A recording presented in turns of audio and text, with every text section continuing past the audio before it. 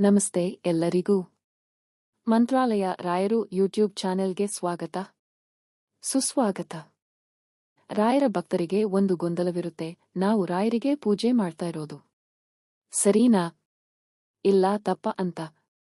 ಈ ಒಂದು ವಿಡಿಯೋದಲ್ಲಿ ರಾಯರಿಗೆ ಪೂಜೆ ಮಾಡುವ ಸಂಪೂರ್ಣ ಮಾಹಿತಿ ತಿಳಿದುಕೊಳ್ಳೋಣ.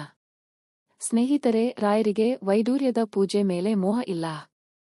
ರಾಯರು ಒಲಿಯೋದು ಬರೀ ಸಂಪೂರ್ಣ ಭಕ್ತಿಗೆ ಮತ್ತು ಶ್ರದ್ಧೆಗೆ.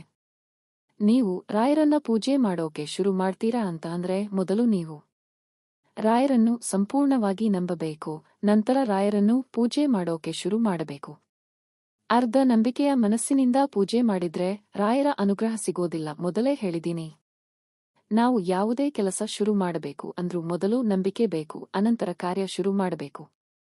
ಹಾಗೆ ರಾಯರ ವಿಚಾರದಲ್ಲೂ ಮೊದಲು ರಾಯರನ್ನು ಸಂಪೂರ್ಣವಾಗಿ ನಂಬಿ ನಂತರ ಪೂಜೆ ಶುರು ಮಾಡಿ.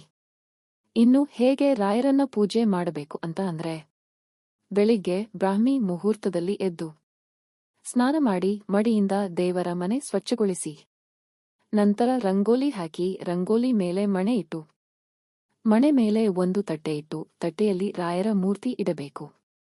ನಂತರ ರಾಯರಿಗೆ ಶ್ರೀಗಂಧ ಹಚ್ಚಿ ರಾಯರಿಗೆ ಪ್ರಿಯವಾದ ತುಳಸಿ ಮಾಲೆ ಮುಡಿಸಿ, ನಂತರ ರಾಯರಿಗೆ ಸಾಧ್ಯವಾದರೆ 2 ತುಪ್ಪದ ದೀಪ ಹಚ್ಚಿ, ತುಪ್ಪದ ದೀಪ ಆಗಿಲ್ಲ ಅಂತಂದ್ರೆ ತೊಂದರೆ ಇಲ್ಲ, ಎಣ್ಣೆ ದೀಪ ಹಚ್ಚಿ, ದೀಪ ರಾಯರ ಕಡೆ ಮುಖ ಮಾಡಿರಬೇಕು, ಆ ರೀತಿ ಹಚ್ಚಿ. ಇನ್ನೊಂದು ವೀಕ್ಷಕರೇ, ರಾಯರಿಗೆ ಅರಿಶಿಣ ಆಗಲಿ ಕುಂಕುಮ ಆಗಲಿ ಹಚ್ಚಬಾರದು, ಬರೀ ಗಂಧವನ್ನು ಇಡಬೇಕು.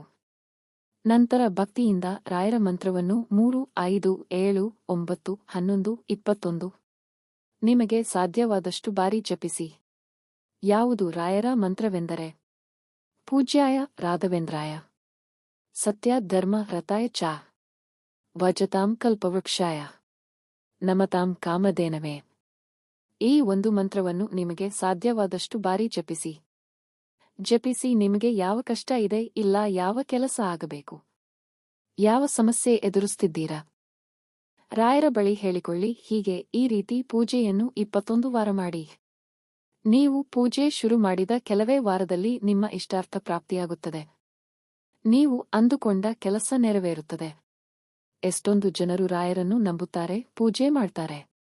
ಲಕ್ಷಾಂತರ ಜನರು ಪ್ರತಿದಿನ ಮಂತ್ರಾಲಯಕ್ಕೆ ಪ್ರತಿದಿನ ಭೇಟಿ ಕೊಡ್ತಾರೆ ಅಂತ ಅಂದ್ರೆ ಸುಮ್ಮನೆ ಯೋಚನೆ ಮಾಡಿ, ರಾಯರ ಶಕ್ತಿ ಎಷ್ಟು ನಿಜ ಅಂತ ಹೇಳಿ. ಎಷ್ಟೋ ಜನರ ಜೀವನದಲ್ಲಿ ಪವಾಡವೇ ನಡೆದಿದೆ ರಾಯರನ್ನು ನಂಬಿ. ಯಾರದೋ ಉದಾಹರಣೆ ಕೊಡುವ ಬದಲು ರಾಯರ ಮಹಿಮೆ ನನ್ನ ಜೀವನದಲ್ಲಿ ಅಪಾರ ಪ್ರಮಾಣದಲ್ಲಿ ನಡೆಸಿದೆ. ಸ್ನೇಹಿತರೆ, ಈ ಒಂದು ವಿಡಿಯೋ ನಿಮಗೆ ಇಷ್ಟವಾದರೆ ಲೈಕ್ ಮಾಡಿ. ನೀವು ಕೂಡ ರಾಯರನ್ನು ನಂಬುತ್ತಿದ್ದರೆ, ಪೂಜೆ ಮಾಡುತ್ತಿದ್ದರೆ ಶ್ರೀ ರಾಘವೇಂದ್ರ ನಮಃ ಎಂದು ಕಾಮೆಂಟ್ ಮಾಡಿ.